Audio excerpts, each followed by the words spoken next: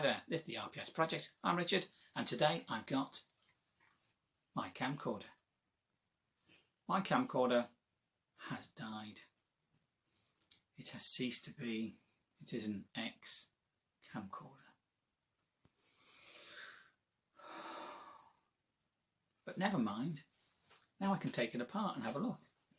I have already had a quick look at this. The Panasonic, what's it? The Panasonic SDR-S50. Actually, it's quite a nice little camcorder. It's been working really well. The trouble being is that in here, the hinge bit, what you've got like these ribbon cables, and it goes from here inside, wraps around and comes in onto another board that's internally.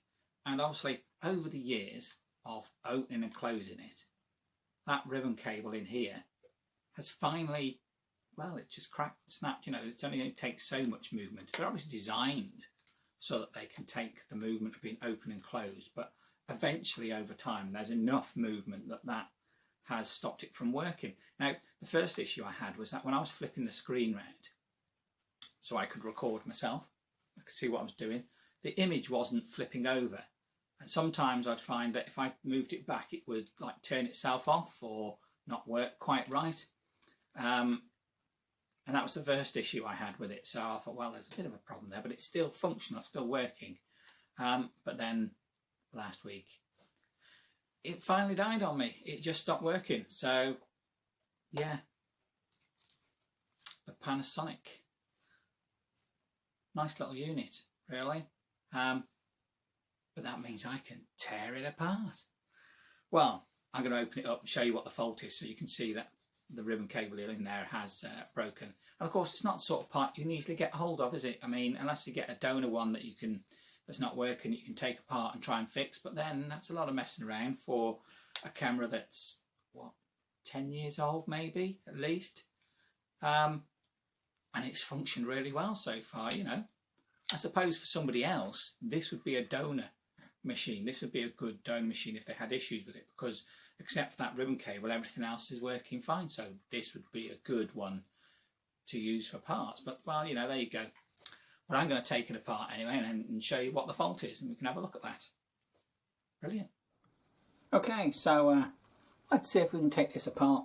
Well, I know it can come apart, but there are many screws. Now, let's get that right. Gonna have to use these. It's about as small as I've got on the sets. I haven't got any flashy screwdriver sets because they cost a lot of money. So, but I've got a tray, put stuff in. So we'll start with the screw that's underneath the battery, not the battery, the power connector. Right, let's have that one out. Good job I've magnetised the end of this, haven't it? See, the thing with this is to get and see what this connector's like here, what's happened to the ribbon connector. I've got to take this front bit off. There are a couple of screws in here, one that side, one the other, but they're hard to get to, so I've got to get this whole front assembly off.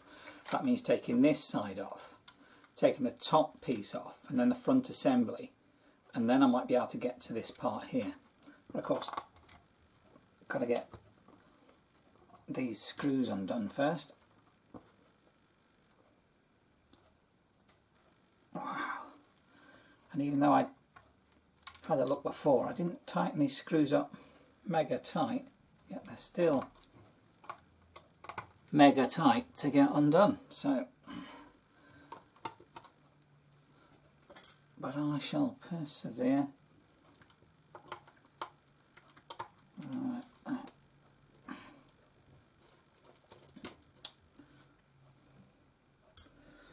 So, any more? Yeah, a couple on the bottom there.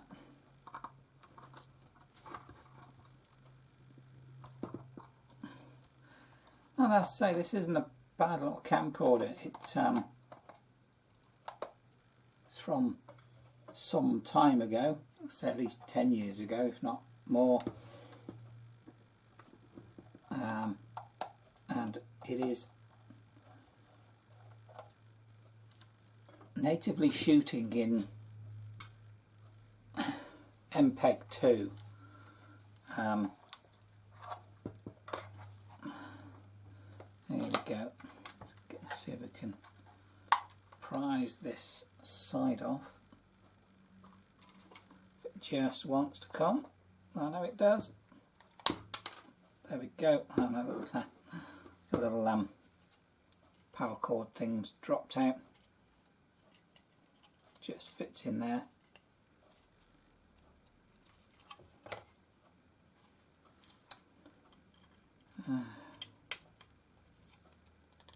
Just put it back in there for now. So that's the one side off. Now, as you can see, I've now got to get this end unit off, and which is, if I'm brightly, this screw.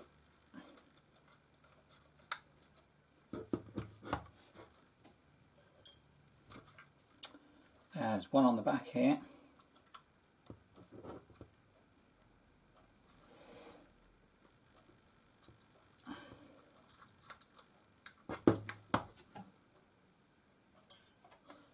Tray on my side so I can see what I'm doing with them. And then there is another one up here that's hidden. So I ought to get me a pointy stick, shouldn't I? I'll just grab a pointy stick when it's... There we go. Yeah, sorry, with the rubbery end. Pointy stick, screw just there. So let's take that one out.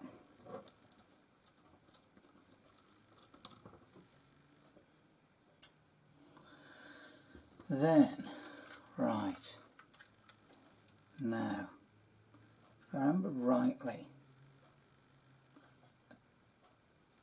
I'm not sure about this screw. I don't think it actually holds that casing part in, but just in case I shall take it out anyway. Then here comes the tricky bit. This bit should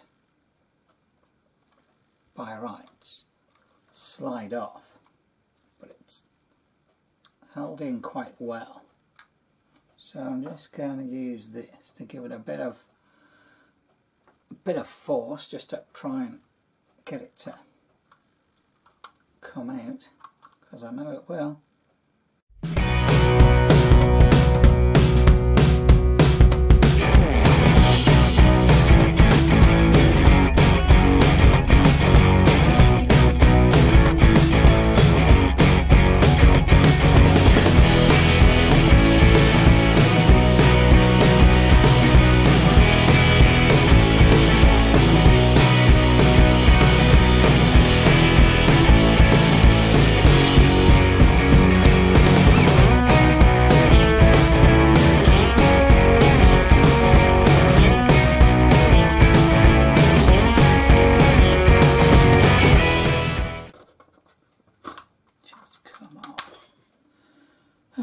There we go. Well, eventually that has come away from the rest of the unit, which is brilliant, because that was a bit of a toughie. Didn't like that. Now I can put this switch back in really, because it doesn't really need to come out.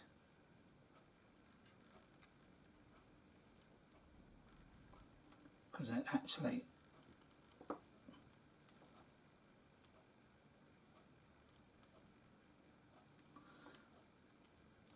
the housing for it doesn't require it to come out.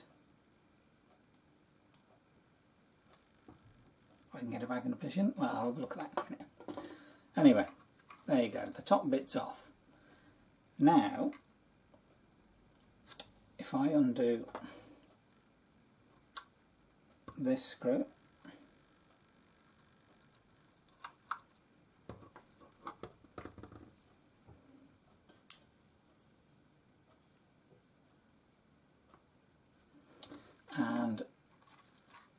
this one on the top here.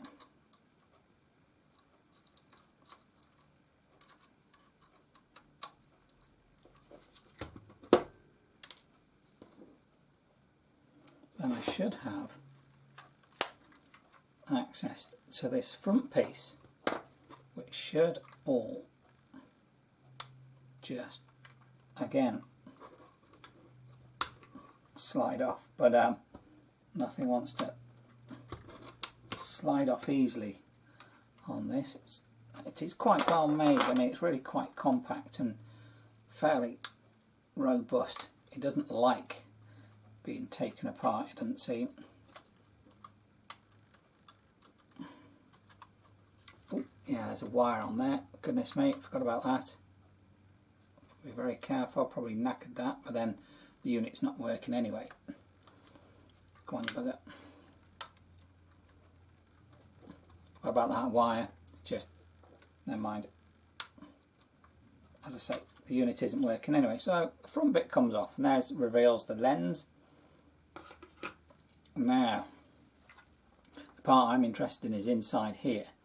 So, first of all, I've got two lot of screws. I can now access that part of the cover for this screen.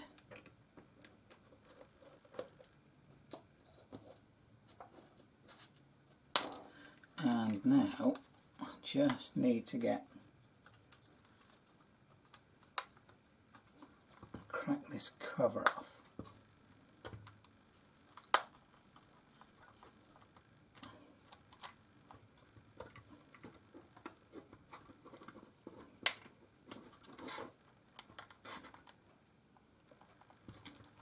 Nothing's easy with these things, is it? They've obviously designed them so that you're not taking them apart easily unless you really feel that you need to take them apart. There we go, it's got the back off, and now you can see the screen, which is there's just a metal bar piece in there, like that. Just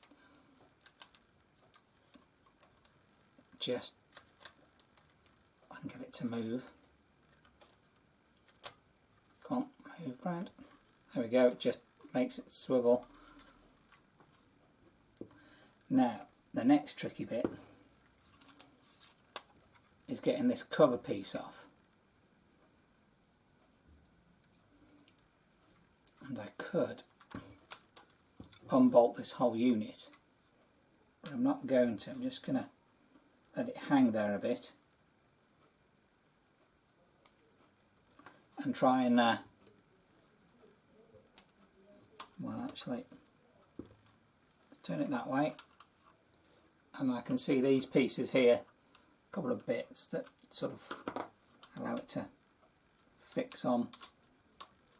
And if I drop this back that way, there's a couple more here, so see if I can ease. Oh, that's come off quite easy.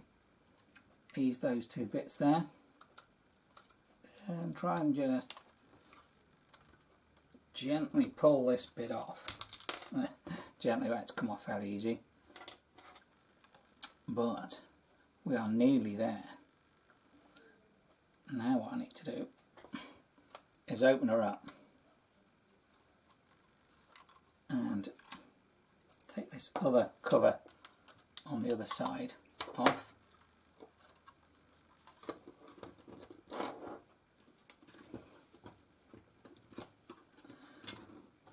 Yeah, they really didn't want you to take this apart.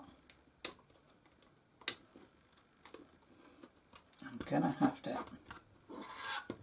take the whole mounting off. A couple of screws for taking the mounting of this screen off.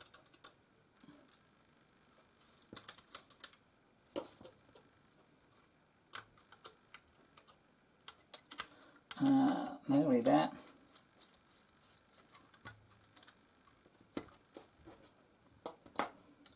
So yeah, as you can see, I'm sort of comprehensively taking this apart, and if I just take that off there very carefully, if I now try to carefully take this piece off. See that black bit? It's sort of, the cable sort of slots into it. See if I can zoom in on this.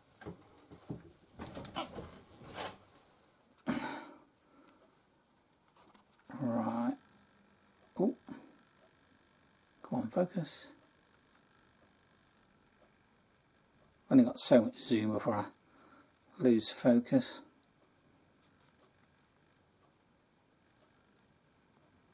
It's about there. Now, on this bit here, that is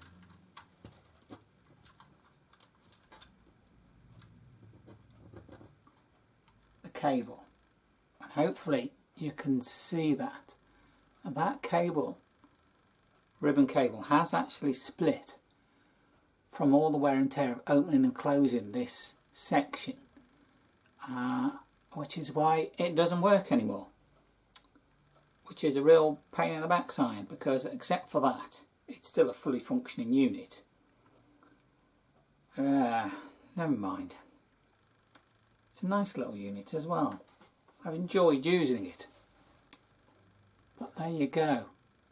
That's the issue that I've got, and I presume it's because of this little bar piece here, where it lips under this section here. Over time, that's put enough pressure on it just to cause it that eventually, come on, eventually it's failed and caused the ribbon to split. But there you go. The life of my old camcorder. Come back out from that. Now in bits and non-functional. I mean, you can see that this is an individual board in itself. It's got a little battery on it just here. So this is a functional system separate from the other board that's inside here. Because a board, you can see lots of control stuff in here. It's probably to do with power regulation and controlling the lens and everything. And then there's this board on here, it controls the display and everything, and possibly things to do with the memory card. So yeah, there you go. It's a goner. So there you go, the Panasonic SDR-S50 death of a camcorder. And what can I say? All because of opening and closing the view screen. It's met its demise. But I suppose it can't live forever. It's a shame really, because it is a nice camcorder and it still technically would work. Just need to fix that bit, but there you go. Oh well, I suppose I'll just have to find another one, won't I? Anyway, if you liked this video, give me a thumbs up. If you didn't, you know what to do. Subscribe, and all comments are welcome. See you next time.